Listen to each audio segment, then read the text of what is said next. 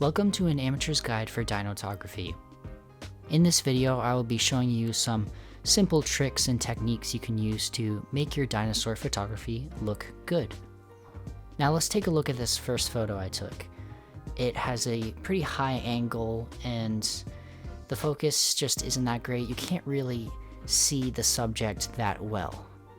One major thing I try to do with my dinosaur photos is to get the angle low. That way they just look bigger and more lifelike. You know, you're on the same level as they are.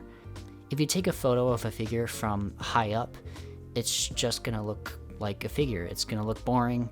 It's not really gonna look big like you want it to. So get that camera low. So here you can see I tried that. I put the camera close to the ground, but unfortunately there were human elements in the background, and you definitely do not want this.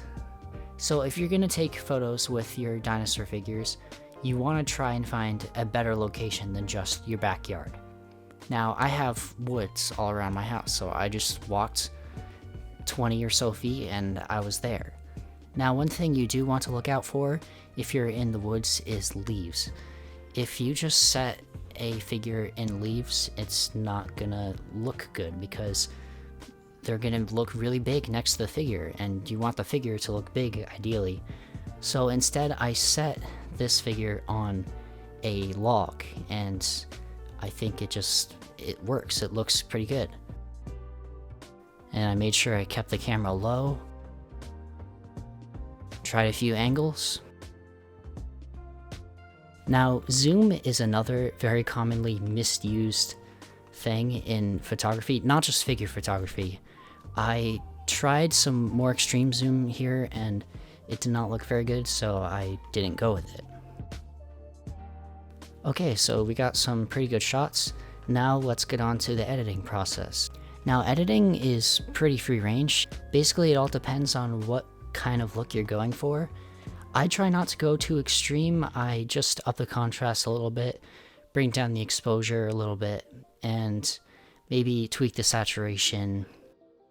It's really up to you and up to what you're trying to convey, but I feel like that's what looks the best for my photos.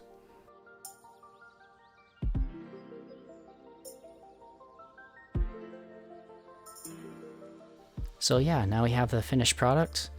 And we can see next to the original, it looks pretty different, but ultimately pretty good. Now, of course, there's always more you can do. I sometimes use atmosphere aerosol spray, which can look really cool if used correctly. It sort of makes a mist effect. And you can always go and shoot on location. You don't have to shoot in your backwoods.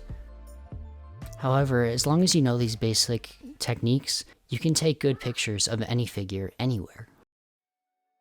And that would be about it for this video. Thank you all for watching, and I'll catch you next time.